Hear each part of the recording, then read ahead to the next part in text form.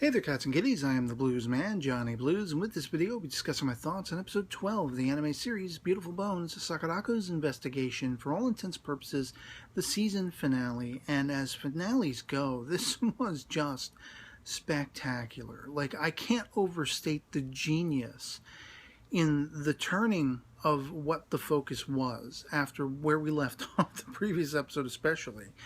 It very much felt as though, and this has kind of been a common theme in the last few episodes of the season, but it felt as though we were going to be focusing that much more on Hanabusa, this enigmatic figure. You know, they've been peppering hints all throughout the course of the series that this character, this enigmatic character contained to the shadows in a very manipulative nature, has been involved in more than one, bringing about of a character's destruction by their own hand or by other means, that kind of thing. He's a manipulative factor who has been obsessively and probably compulsively, pathologically in any case, going after people and collecting those sphenoid bones, the butterfly bone, if you will.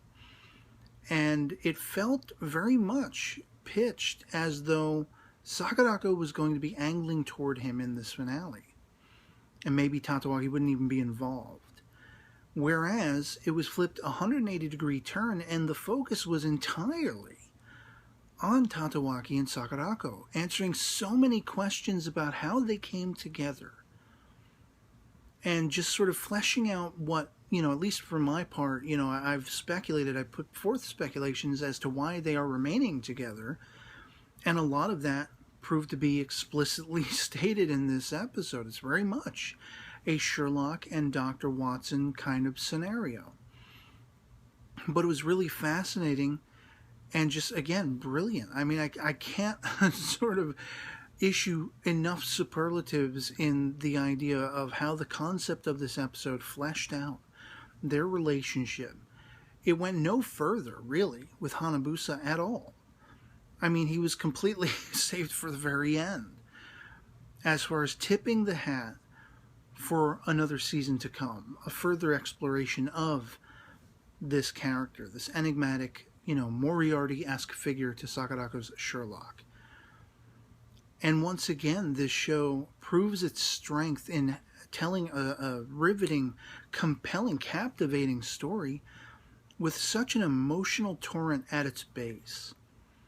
The idea that Tatewaki is walking through the winter cold, and he's reflecting back on all of this, his first meeting with Sakurako, because he's having to face her essentially cutting him off, leaving him to his own devices for his own protection, so far as she would have him believe. But there's a level of denial there that she needs to confront, and it's a matter of Tatewaki going back over his earliest encounter, giving us all that fleshing out of their relationship to bring forth this revelation that, time stops for no one. Unless you forcibly just sort of stagnate yourself. And the important thing in life is to just make the most out of the relationships you have, the friendships, the family. Appreciate what you have around you and fight for it. Never, let a moment go by. This is a common theme throughout the course of this series. Never let a moment pass you by that you don't recognize and appreciate what you have around you. And, to see that there was this old woman who lived near Tatewaki's grandparents' place, in a nursing home environment, and she would go out wandering because of senility setting in, her very old age and all that kind of stuff. And he runs into Sakurako, who he's seen before. He's been captivated by her house, this mansion, very sort of ominous on one note, but magical and mystical on another. And he's just drawn in when he sees this angelic vision of Sakurako for the first time, coming out in a sundress and hat, looking absolutely beautiful. It captivates him, and it really, he feels the first sort of perceptive flare that there is something more to the mundane, boring life, the daily routine he's been living. And so he becomes somewhat obsessed. I mean, to keep going back, to keep taking the long way around, back and forth from his grandparents' place, so that he can pass by this house. Little does he know, as much as he's observing Sakurako, she's observing him. And when they finally have this first meeting where he's like threatening and challenging her, are you the kidnapper of this old woman? And that first just, perceptive hint of a mystery. Why is she crying at the color being wrong on this shrine? What's going on there? And that spark of curiosity when she goes missing again, and immediately Tatawaki's like, I gotta go find that woman. She's gotta know something. There's gotta be more to her, because he saw her being delivered a box full of bones, which she then would bleach white and, reconstruct, as we know of her character, but he hadn't known at that point. And it's interesting that this has only been 2 years that they've known each other, and I'm assuming there are more, adventures that might have occurred between then and now, that hopefully, if this continues on into another season, we'll delve more into. But he's freaked out by her, all the while also being very excited, because it's a change. It's a, turning life on its ear. And when they are aggressively putting this together, they're going to all these other shrines in the area. I mean, there's that point where once it's said and done, Sakurako knows. She just calls him out on it. Wasn't this exciting? Wasn't this fun? Bodies or no bodies, remains or no remains, didn't you have fun? And Tatawaki, he can't even pretend to deny that's exactly what it was for him. It was the exact kind of challenge to the mundane routine of life that he needed. It's not just a matter of his being attracted to her. It's being attracted to something much more fun, much more exciting, dangerous,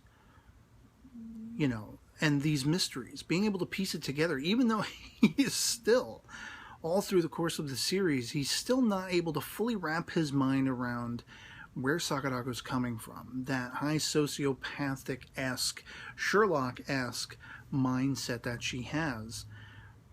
He still is devoted to her. And I think what we can largely take out of this, much as we were left with the previous episode, is Sakurako is very much devoted to him as well. She keeps him at a distance because she's afraid of her own emotions coming into play where it pertains to how much he is, reminding her of her brother. It's still open for debate. We still don't have any answers as to whether the brother is actually dead, or if Hanabusa is, as I've put forth in speculation. Maybe it's her brother who chose a 180-degree opposite path to her, more destructive, more manipulative. I mean, it's pretty interesting and maybe suggestive that toward the end he's doing this thing, welcome to the abyss, much as she does when she's coming to that point of figuring out a mystery, piecing those puzzle pieces together and putting those clues together. She does the same thing, steepling her fingers and getting her mind attuned to whatever that mystery happens to be. And obviously he's very captivated with her, much akin to what she told us in the previous episode. He's aware of them. He's watching them as much as they are trying to watch him and keep in step with whatever his ill-doings are. But bringing forth that concept of just how much Tatawaki means to her. She's been in such denial. She's been trying to, bury him away because she doesn't want to lose him. The irony in that, I mean, if nothing can equate the sort of irrationality of the human brain, the human mind and existence and emotions and all those kinds of things, this pitch perfectly displays that for us in her character. And as I say, with Tatawaki coming across these revelations through the dialogue of their first encounters together and their first adventures together, he suddenly realizes, I've let time stop again. And I'll be damned if I'm going to let that be how life plays out for me. He runs, he ignores everybody, he goes he makes a beeline at top speed to get back to her. And I was just like, yes, take command of your own life. You want this so bad, even if it's never anything more than, this sort of tutor companion relationship. Maybe a little more, maybe like, borderlining familial. It's not going to be a romantic thing, but fight for it. Don't let go of it. Don't let some, pardon my French, but douche nozzle get in the way. And I love how he turns her own words against her in that, to try to awaken her to that realization. You saved people from this guy. You made a good equation out of a bad foundation,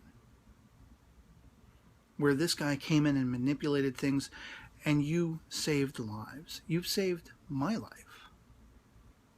Continue saving my life, please. And I loved her face. I loved, the animation is exquisite. From the backgrounds, like all inside her manor house, to the facial expressions on the characters. I mean, she is a beautifully animated character. Tatewaki in and of himself is. And through the voice acting and everything, I mean, the music, it just becomes so emotional and so, relatable. And so there's so much connectivity to it. I was completely drawn in. I cared not one iota about the mystery with Hanabusa. I was so captivated by the lives of these two and exploring how they came together and seeing how they would be reunited after Sakurako-san trying to break it off, trying to cut it off for the sake of Tatewaki's safety. And yet he's safer with her. He knows it, and now she knows it. She's figured it out. And they're going to have apple pie, and Gran is happy to see him again. Hector was happy to see him again. And we leave off with that enigmatic foreshadowing of hopefully we will hear that this will continue into a season 2 of Hanabusa, whomever he is, whether he's her brother or someone else, whether it's a matter of, his having stolen the sphenoid bone from her brother's remains, whatever that happens to be, whatever the details of that equation are, I hope we will thoroughly explore in a continuation. I just hope we get a continuation, because this was brilliant. It was captivating, as I say. It just drew me in, and I was thoroughly riveted from beginning to end. Even more so, I think, than I would have been if at this point they had focused on Hanabusa and figuring that out. Like, this episode put forth the idea and made explicitly plain to my mind that I would not have necessarily been able to accept Sakurako encountering Hanabusa by herself, without Tatewaki there. Because of their companionship, because of their friendship, how important that is to their lives mutually. And I mean, there are still questions lingering, like, what's the deal with her supposed fiance and all these kinds of things. What is, if there is any relationship between Hanabusa and Sakurako, could he be someone that her uncle had, been a mentor to and he went wrong? I mean, there's so many ways it could go, and I hope we do get to explore all those themes. But again, as a finale, as finally answering all of those questions and really fleshing out and making plain how Sakurako and Tatewaki came together, why they mean so much to each other, and how integral they are now to each other. I mean, both represent for each other a cumulative idea of anti-stagnation. It's excitement, it's awe, it's wonder, it's mystery, it's all those things that you don't necessarily have. I mean, I'm a big Doctor Who fan. I don't know if anyone out there watching even knows what Doctor Who is, as well as, following along anime, but it's very much the same kind of themes explored in that series. We're an average, everyday human companion to the Doctor, a Time Lord, a space alien who travels throughout all history, time and space, the worlds for the human companion open up and become wondrous. And for Tatewaki, that's what's happening in his relationship with Sakurako. But my favorite aspect, much as is the case in Doctor Who, whereas Sakurako, akin to the Doctor, their worlds are also opened, and a whole different concept of awe and wonder are exposed to them as well through that interaction, through that friendship, that companionship. And that's the best flavor of this show.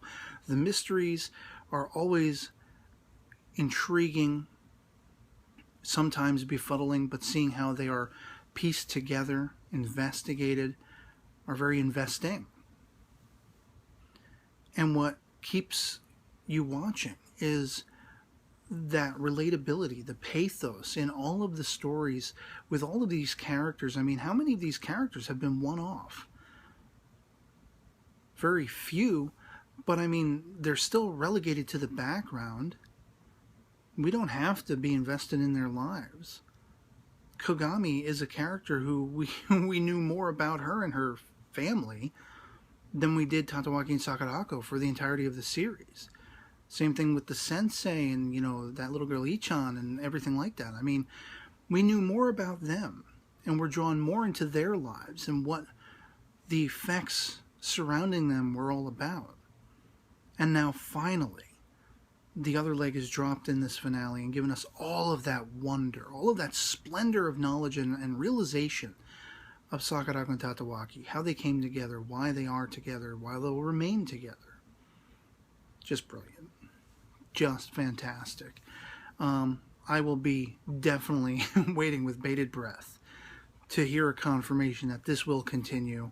And I'd love to hear from you guys in the comments below. If you've been following the series, if you enjoyed this finale, the series on whole, whatever you thought of it, our POVs can certainly disagree. Just love having that conversation. Love it or hate it, anything goes. And so yeah, that'll be pretty much it for me on this. Hopefully we'll get a season 2 at some point. If not, I may have to check out the manga or whatever, you know, source material this is based on, just to flesh out more of this world and these characters. And yeah, otherwise that'll be pretty much it for me on this. Hope this video finds you well, and I'll catch you all later. Peace.